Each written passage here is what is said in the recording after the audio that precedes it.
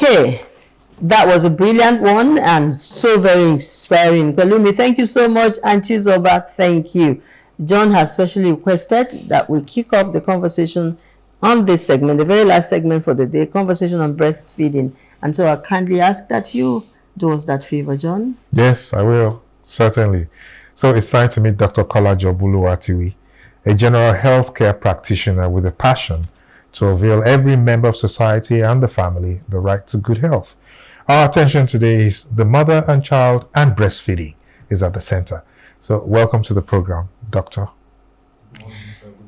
Thank you so much for joining us, Doctor. Let's go straight to it. Now, the basics of breastfeeding. Why is breastfeeding so important, and how does it benefit both the mother and the father and the baby?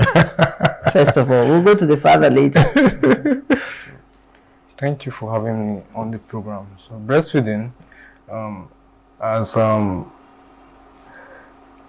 as part of nurturing of the baby, its history dates back to as old as man also. Yes. So it's not, when we try to describe the importance, we have to also look at the history. Where did man learn about breastfeeding? Yes, so that's where I think we should start the conversation about the importance. So historically,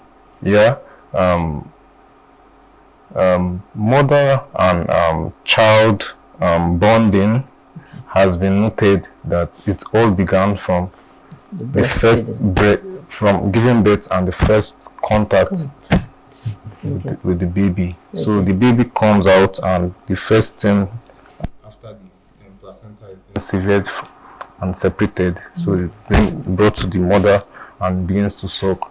So that's actually the foundation. Very significant, yes. Because we can't go deeper into the history part of it, but that's very key. That first contact, that first link, after the baby comes out, the first contact is with the mother's the giving of me kind of mother, following the fact that the baby has been in the womb for 9 months or more or less. Okay, very so significant. John? So what do you think that breastfeeding is becoming less common today? Do you agree with us that it's becoming less common? What factors do you think are influencing this trend? From your experience, really. From my little experience, I'm a young practitioner. I'm a young doctor. So from my little experience, conversation with both new and older mothers, you begin to see from conversation that they tend to point out very few, but the major on it, career. Okay. The major on career, the major on lack of support at home, the major on even lack of support from their spouse, which I think, in my own opinion, is also one of the foundations to helping them breastfeed. Yeah. Another thing is also psychology, and it's one of the overlooked aspects of the whole thing. It's not easy for a woman after she goes through labor, the pain of labor. Now you have cesarean section, that is the surgical aspects to delivering. She goes through that, and she has to pause her life to cater for her child. So that's a psychological part of it. Yeah. Okay. Which is, like you said, often downplayed. It's downplayed. And most times it's just the mother who bears all of this. Yeah. Well, the most of it. Yeah, and a lot of time we just take it for granted that the mother, after having seen the baby, is excited. So everything else that comes with it, and breastfeeding also sometimes is not as pleasurable as it is. If there are any illnesses or anything, it's painful and all that. Yeah. So yes, the psychological aspect I can understand. Yeah. Now let's shoot further. There is a lot of talk at the moment about alternatives, like the formula kind of feeding and all of that. How would you describe that? Does it come close to the breastfeeding, the milk that comes from the breast? Let me start. The simple answer to that is no. Why? No. Why? By the law of nature, let me put it that way. Law of nature. There's nothing that is made to resemble what nature has made that can be like it. So if it's not it, if it's not it, it's not it. Well, if it's not it, it cannot replace it completely. Yeah. That's it. Okay. So what circumstances, for example, would you advise, for formula? What would be the scenario? So there are what we call contraindications to breastfeeding, and those are things that the physicians would have seen from both the mother's side and from the baby. So it's not just the baby. Okay. So we look at both the mother and the baby. So there are conditions, and they are all classed into temporary and permanent causes. Why you would say, okay, let this woman not breastfeed, or let her not breastfeed for now. Let's consider formula for now, or let's consider formula throughout. Okay, so different things. I see. All right, that's good. All right, now let's even look at what women are going through. Let's talk reality of life. So in today's busy world, many working mothers struggle to balance breastfeeding with their careers. What advice would you give? And I know what I'm waiting to hear. So what advice would you give? The advice I would give, and I think I've learned, this is not only my advice, it's an advice that I picked from my own teachers. Okay. They usually tell the mothers, do your best. Do your best for your child. Yes. You need to consider that career is important. Yes, but is it as important as your own child? I remember Professor Yakubu back in school. He says it in Hausa. He says it in Hausa. Consider. Also, actually, Professor, we call her our mama. Okay, so you have to look at the fact that the baby is more important. So the baby most important. Most important. But there's a place for your career too. Yes. So you must learn to balance it. There's the balance. There's the work.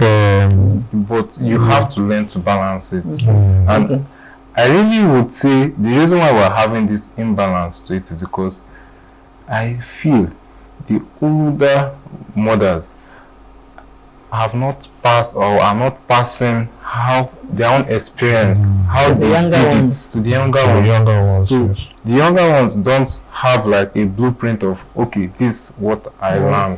So this is something I can use for my own self too. So we're looking at support, support at different levels, support from the husband, support from other family members, support from even the corporate organizations, for us to be able to ensure that we have those structures, in place to help the mother, perform these duties as they should. Yeah, seamlessly. Seamlessly, because we're almost, my eyes are on the clock. Your eyes are on the clock. And I'm actually getting drawn into this conversation.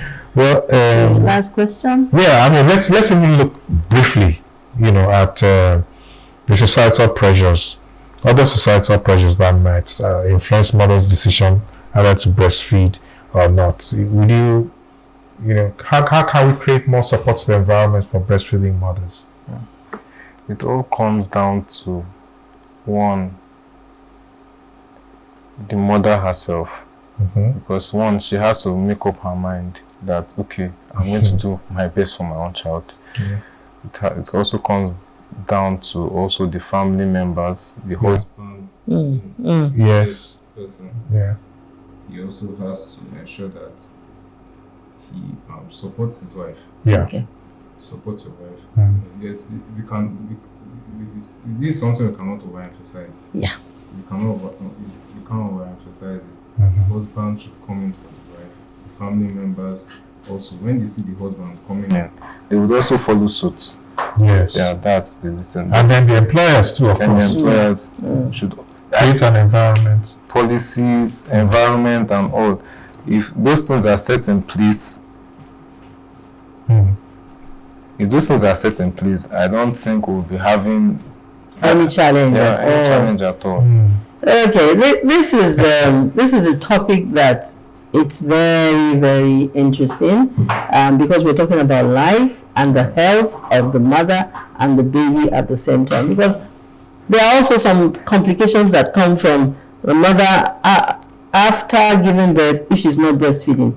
You know, those issues are there, and the child who does not is not well breastfed. Also, the complications. There's some also complications there. So it's a conversation that we must follow up.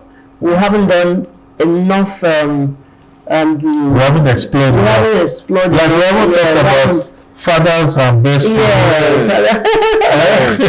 So we move that to the part 2 eventually. We move that to part 2. At some point, because our time is totally out, John. It means that Dr. Boluwatiwi, we have to find another time. Still owe us one visit. Yes, one more visit. Okay. But I want to thank you so much for your time. That was a lot on the advantages of breastfeeding, as against all the reasons not to breastfeed our children. I mean, the message was very clear there. Yes. So, take note, mothers and fathers too. Yeah, and fathers too. Very quickly, John, let's have your nugget in 1 minute, John. Yes. You know, and today you're talking about the active 2 parts, your meaningful conversation. Yeah. Yeah. So my nugget today is this, and like you said, in 1 minute, now reduced to 30 seconds. Yes. Okay. Okay. So in every conversation, there are 2 essential parts: what is said and what is heard. So as leaders, it's easy for us to focus on what we say, you know, the words that we use and all of that, right? But the most important thing is, are we connecting? Okay. Are we connecting with the audience? Because they can hear you, but what they interpret or what they interpret from what you say is different. Okay. So that connection, that communication is very, very important. So there are 2 aspects to what we're talking about. When you speak, what is heard, what is said, and what is heard. Okay. 30 seconds. Okay, 30 seconds. Nugget. All right. And I just got that message is effective communication. Yeah, that's it's 2 ways. You know, you couldn't have said communication has been effective if you're the only one just hearing yourself and speaking. Yeah. There must be corresponding. That's right. Yeah. You got it. You know. You got it. All right. Thank you so much, guys. That's the size of our conversation today on the program. And John just rounded it up for us, you know, in something that I'll call a master class. So my final words: if you nurture your mind, your body, and your spirit, your time will expand and you will gain a new perspective that will allow you to accomplish a lot more. In this season, especially of hardship and intense trial, please guard your heart jealously.